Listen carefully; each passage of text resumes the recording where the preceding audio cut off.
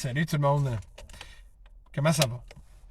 J'ai pris quelques minutes euh, de mon temps de faire des vidéos. Puis vous saviez que ça fait un petit bout. Là, ça fait une couple d'années que je fais des vidéos en parlant de la politique et toutes les affaires qui se passent dans ce temps-ci.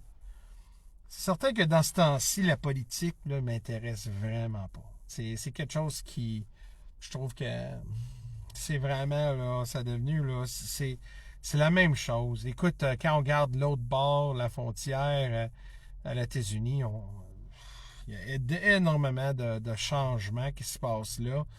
Puis là, on regarde ici dans notre fameuse petite pays, puis là, c'est... Mais le sujet, je voulais parler de vous autres. Puis tu vois que moi, tu vois, j'ai des amis puis des collègues et toutes sortes de monde qui sont sur tous les spectrums de la politique. Là. C'est la gauche, la droite, du monde extrême gauche. Euh, j'ai pas beaucoup de monde d'extrême droite, là. Non, pas vraiment. Je suis vraiment centriste. Je suis quelqu'un qui voit les deux côtés, puis je vois dans les deux côtés, ça va bien. Mais aujourd'hui, c'est devenu vraiment polarisé, mais qu'est-ce qui me fait peur, puis qu'est-ce que je déteste, et qu'est-ce que je constate? Moi, regarde, OK, je vais expliquer quelque chose. En 2000, on va dire 2000... wow, ça fait longtemps, là. Ça fait 23 ans, à peu près 2001, 2002. Wow, je pense que c'est 2002. J'ai faisais partie de l'association d'étudiants au Cégep.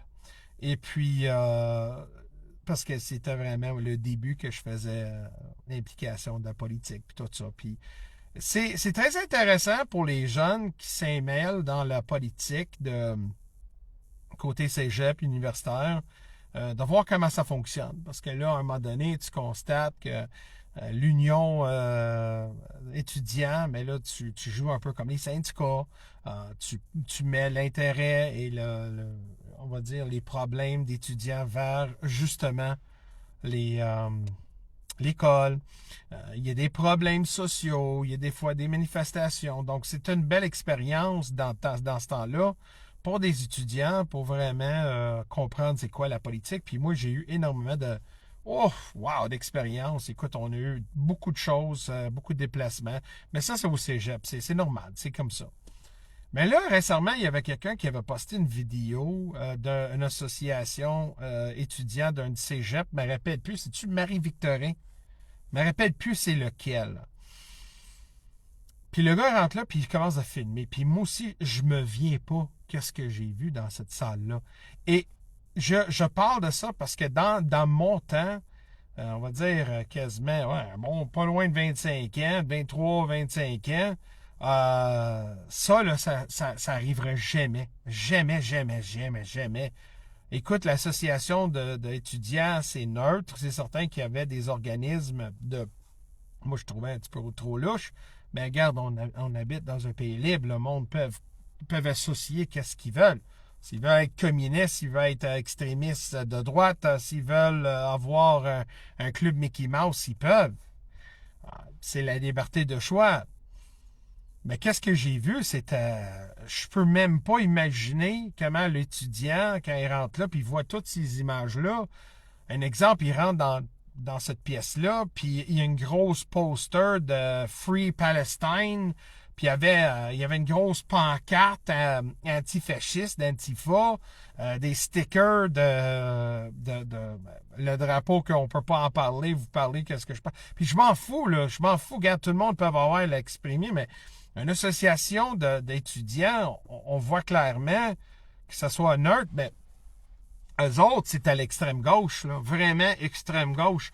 Il n'y avait rien, pas du tout, puis c'était vraiment à l'extrême, là. On voyait que... Puis tu t'attendais de le voir de gens dire « My God, what the fuck? » Puis il y avait des stickers, puis tout de Black Lives Matter, tout ce que tu peux penser, qu'est-ce qui est dans le champ de extrême gauche est là. Donc, ça me fait penser que plusieurs cégeps sont dans cette façon-là. Sont vraiment infiltrés par, justement, l'idéologie de gauchistes. Puis je parle pas de gauchisme, je parle de la polarisation. C'est grave, mesdames et messieurs. Là. C'est grave. Dans tous les cégeps et universités, c'est devenu tellement radical de gauche que si vous avez une opinion différente, c'est extrême. Là. Vous êtes là, vous êtes une fasciste, puis tout ça. Puis c'est. Je commence à être écœuré d'entendre ça là, aux gens qui sont traités de fascistes. Vous connaissez même pas c'est quoi du vrai fascisme. Mais le monde tolère des communistes. Comme un exemple, il y avait une grosse manifestation des syndicats. Puis moi, je suis un gars syndiqué, là. OK?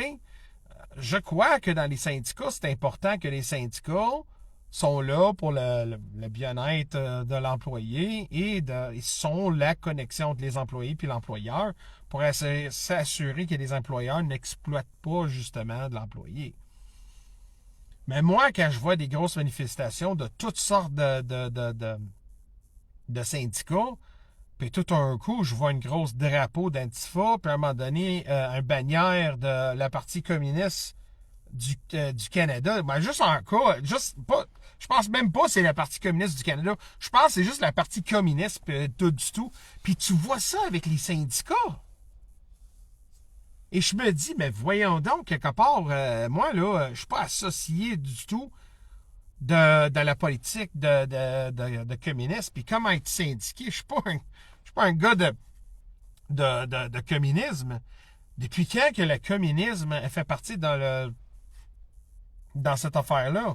Puis de voir des drapeaux d'antifascistes, puis tout ça, Antifa, qu'on voit clairement que c'est une organisation extrême gauche, qui ne devrait pas exister. Regarde, excuse-moi, là, mais regarde, tu peux avoir des opinions différentes, tu peux penser que, peu importe, là, mais quand tu intimider des gens ou tu bats sur les journalistes parce qu'ils ne partagent pas ton point de vue, regarde, je suis désolé, mais ça ne se fait pas dans ce pays-ci. Là. On n'était pas basé sur ça, on a basé sur un débat. Et puis c'est certain que oui, on a droit de se manifester puis de croire qu'est-ce qu'on veut. Mais quand ça va au point que c'est extrême comme ça, puis là, ils sont mélangés avec les manifestés, je suis prêt à aller, là. Mais thank God, j'ai pas été parce que j'avais des empêchements. Mais imagine si j'étais là. Donc, imagine. J'étais là avec les syndicats en train parce que je trouve que le gouvernement Legault va trop loin là, dans leur mandat contre les syndicats. Bon. Tu vois, quand je parle des affaires, la connexion disparaît. Je suis comme coupé. As-tu constaté ça? Ouais, je sais que j'avais pas mal de monde, puis là, tout le monde a débarqué, je suis désolé. Je trouve ça tellement dégueulasse. Je te dis, il y a du monde, là, il n'aime pas ça quand on parle de ça. Il y a du monde qui n'aime pas ça. Mon cell fonctionne tellement bien, puis tout d'un coup, je perds un signal. Et toutes les barres sont bien, puis tout d'un coup, je perds du signal. Je trouve ça bizarre. Mais je m'en fiche. Je vais m'exprimer, puis je vais vous dire. Donc, imagine-moi, là, comme je suis un gars embarqué, comme je disais tantôt, j'embarque avec eux pour faire, parce que le gars, il va trop loin dans leur fameuse contre les syndicats et tout ça. Et puis, imagine, je suis là. Puis imagine, il y a un gars à côté de moi avec une grosse drapeau antifasciste, puis que Parti communiste. Comment tu penses que je vais me sentir, moi? Je suis pas avec eux. Puis ils n'ont pas d'affaire à être là. Ils n'ont pas d'affaire à être là.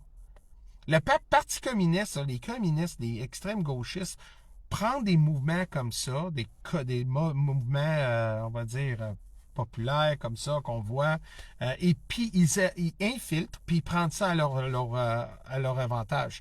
Comme un exemple, l'affaire de Palestine. Moi, j'ai pas aimé. J'aime pas ça quand je vois des affaires de même, des problèmes des autres, ils ne devraient pas être ici. Mais juste quand même, ils ont le droit de se manifester. Ils ont le droit de dire, écoute, on n'est pas content de ce qui se passe. OK, pas trop. Mais on voit clairement qu'à l'intérieur de cet organisme-là, c'était la provocation, c'était la violence, c'est l'intimidation. Moi, j'ai vu, puis j'ai même filmé le bureau de l'ancien ministre de l'Immigration. Je pense que c'est Mark Miller. Mark Miller, je pense que c'est ça son nom. Mark Miller, son bureau était à Ville-Saint-Henri, okay, devant le métro Lienegro. Et puis, j'ai passé devant, là. Puis, savez-vous qu'est-ce qu'ils ont fait, ces gens-là? Ils ont rentré dans son bureau. Donc, ils ont rentré, ils ont forcé dans le bureau d'un ministre. Même si je le déteste, même si c'est un ministre libéral que je déteste énormément, c'est une ministre. C'est quelqu'un de notre gouvernement. Donc, ils ont infiltré dans son... Pas infiltré, ils ont rentré dans son bureau, puis ils ont pris de la peinture, puis ils ont peinturé partout le mur et tout. Là. Ils ont vandalisé son bureau. Le ministre de l'Immigration, OK, les affaires de Palestine, ils ont rentré là et ils ont vandalisé son bureau. Puis si vous n'avez pas attendu ces nouvelles-là, je me demande pourquoi. Je sais. Puis, ils ont-tu fait de quoi? La police, y a-tu fait des arrestations? La police, a-tu fait sa job? Non. Parce que c'est les mêmes gens, peut-être pas les gens du monde de Palestine, mais les mêmes gens qui vont tirer sur des statues historiques, puis personne ne va en prison, il n'y a personne à arrêter. C'est les mêmes gens qui vont occuper un terrain public pour faire un encantement et justement faire la provocation sur les journalistes qui ne sont pas d'accord avec. Mais la police n'a rien fait. Donc, imagine, tu as des gens extrêmes comme ça qui rentrent dans le bureau du ministère de l'Immigration, son bureau, le vandaliser, puis il n'y a pas un maudit qui fait arrêter puis ouvrir à la prison. Pas pire ça, hein? C'est pas si pire. Mais les autres, le gouvernement sont prêts à passer des lois quand tu les critiques publiquement, mais quand tu fais partie d'un organisme protégé, comme on a vu, les communistes sont super protégés, mesdames et messieurs, c'est parce qu'ils ne sont pas juste infiltrés dans les écoles, mais sont dans le gouvernement. Regarde qu'est-ce qu'on a fait avec M. Trou-de-Cul, là, il a pitché. Puis je dis, c'est un trou de cul, tu fais pas ça dans une église, tu fais pas ça dans un mosque, tu fais pas ça dans un synagogue, tu fais pas ça dans un endroit de prière, peu importe votre religion. Tu prends pas des bombes à fumigène, puis vous crissez là parce que vous n'êtes pas d'accord avec le narratif. Il travaille pour le ministère de Défense. Donc, combien de monde qui travaille pour le ministère de Défense dans les organismes comme ça, gouvernemental, policières, whatever, qui ont les mêmes points de vue que les extrémistes qu'on voit. Donc, c'est bien plus que juste à l'école, mais à l'école, ils sont moulés, sont transformés, sont créés des extrémistes comme ça. Même que leur réalité, parce que souvent les étudiants qui sortent de l'école, hein, et qui sortent justement de l'université, sont tellement dans un monde irréel, quand ils viennent dans le vrai monde, ils sont frustrés. Puis ils voient que s'ils ne peuvent pas gagner avec des débats, ils vont gagner avec la violence. Ils pensent ça. Ils pensent que la violence, c'est le seul outil qu'ils peuvent utiliser pour gagner leur point de vue. Comme quelqu'un qui m'a dit à un moment donné, ils disent, oui, tu as la liberté d'expression, mais tu n'es pas à la liberté de conséquences. Puis je dis, parfait, donc s'il y a des conséquences à ma parole, mais par contre, que si les conséquences qui sont imposées sur moi, les conséquences, qui va contre justement la loi, donc moi, j'ai le droit de ma parole, mais aussi j'ai le droit de ne pas faire attaquer, là. Donc, même la violence, même la conséquence, comme ils disent, vous n'êtes pas à la liberté des conséquences. Mais moi, dans mon pays, je devrais être protégé, peu importe. Je n'ai pas besoin de soumis l'intimidation ou la violence contre moi parce que je ne suis pas d'accord avec ton idéologie. Mais comme c'est ça, justement, on prépare des enfants, des jeunes hommes et femmes, OK, pour des idéologies de gauchistes. Puis là, qu'est-ce qui arrive? Ils sont implantés dans le marché du travail et là qu'on voit énormément de problèmes comme tels. Pourquoi vous pensez que les gens aujourd'hui, surtout aux États-Unis, quand Charlie Kirk était tué, hein, comment les gens ils ont ridiculisé ça, ils ont rié, puis ils ont plein d'affaires, puis ils ont perdu leur job? Ça, c'est les vraies conséquences. Quand tu invoques ou tu supportes la violence comme telle, il n'y a pas de place dans la société pour ça, là. Il n'y a pas de place pour toi et moi, là, pour dire, oui, OK, mon point de vue est plus important, puis ferme ta gueule, sinon je te donne un coup de poing. Ça y est, ça ne marche pas de même. Mais c'est ça, là, qu'on voit, justement. une peuple protégé, parce que justement, ils ne veulent pas toucher avec ça, parce qu'ils ont peur d'extrémisme ici au Québec, au Canada. Ils ont peur de l'extrême gauche. Mais je vais en être avec vous autres.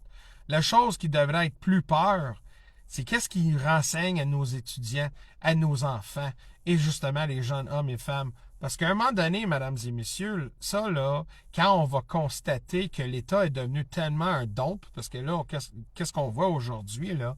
Hey, l'économie va pas bien, là. OK? La santé mentale des jeunes va pas bien. OK? On voit clairement que partout au monde, là, sont déconnectés.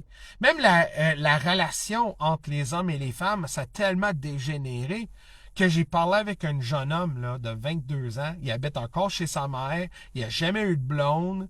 Il pense que d'avoir une blonde, c'est une perte de temps. Puis quand je dis une blonde, regarde, excuse-moi, à 22 ans, juste avant que je rencontre ma femme puis je me marie après, écoute, moi, j'étais dans le club, j'étais là pour vivre, j'étais là pour l'interaction humaine. Écoute, il n'y a rien de plus fun de rencontrer quelqu'un de nouveau puis passer du temps de qualité. Mais là, lui, il reste chez eux. Il reste dans sa vie parce qu'il est tellement intimidé par le monde. Il ne sait même pas comment réagir avec le monde autour de lui.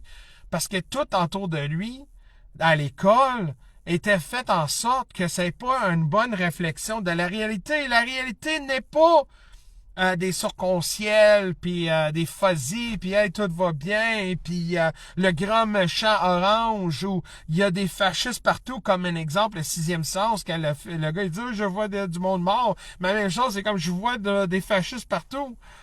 C'est pas parce que j'ai une opinion différente que je suis une fasciste, là. C'est important. Les fascistes, là, je vais en être avec vous, ça fait longtemps, ils n'existent plus, là, les vrais fascistes. Mais les néo-communistes aujourd'hui, ça, c'est le vrai risque.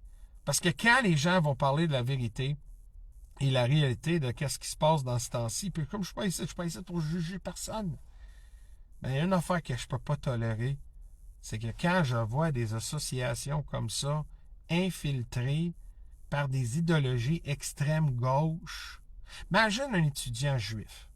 Okay? Imagine un étudiant juif qui rentre dans l'association d'étudiants puis il a besoin de savoir des renseignements ou il y a un problème avec ou que ce soit. Puis il voit des posters Free Palestine, Free Palestine, Free Palestine, toutes les affaires Palestine. Penses-tu qu'il va sentir accueillir? Tu penses-tu qu'il va sentir qu'il y a une certaine neutralité? Non. Ben non. Comme un exemple, la même chose que quelqu'un qui rentre là, qui n'a pas les mêmes valeurs, puis il n'aime pas les antifascistes. Pourquoi que les organismes comme ça sont implantés au cégep tellement autant? C'est parce qu'il y a une plan derrière ça. Il y a une plan derrière ça. Ça fait longtemps que ça existe. Ça existe tellement que le pays, le Canada, a tellement transformé et ça a devenu tellement un pays différent. C'est même plus un pays ici. C'est plus un pays. C'est ça que je vous dis. Le Canada est mort, ça fait longtemps. Ça fait longtemps. Et le problème avec ça, c'est que même le peuple disparaît dans tout.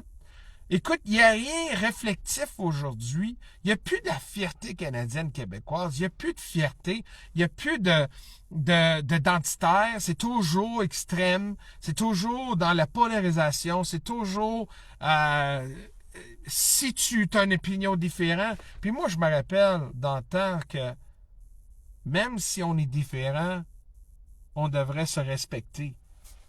Mais pas aujourd'hui. Quelque part, on a perdu, puis on a laissé tellement que là, à cette heure, les loups sont en charge. Et si vous avez déjà lu un livre, Animal Farm, de George Orwell, Animal Farm explique exactement comment un État communiste, comment c'est fondé, et comment que les gens peuvent retourner et devenir exactement qu'est-ce qu'il est. Exactement.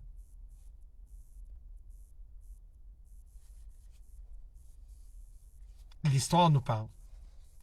Donc, c'est ça. Donc, comme je vous dis, moi, j'étais dans l'association d'étudiants, ça fait longtemps, quand j'étais au cégep. Puis ça ne sera jamais toléré. Jamais. Qu'est-ce qui est arrivé dans les derniers 20 ans? Vous saviez? Moi non plus. Mais il faut que ça change. Bonne journée tout le monde. Passe une bonne semaine. Puis n'oubliez pas, Noël s'en vient. Noël s'en vient. C'est le bon moment de passer avec nos amis, avec la famille et de ramener quelque chose de précieux. C'est le temps qui, ensemble, c'est important. Bonne journée.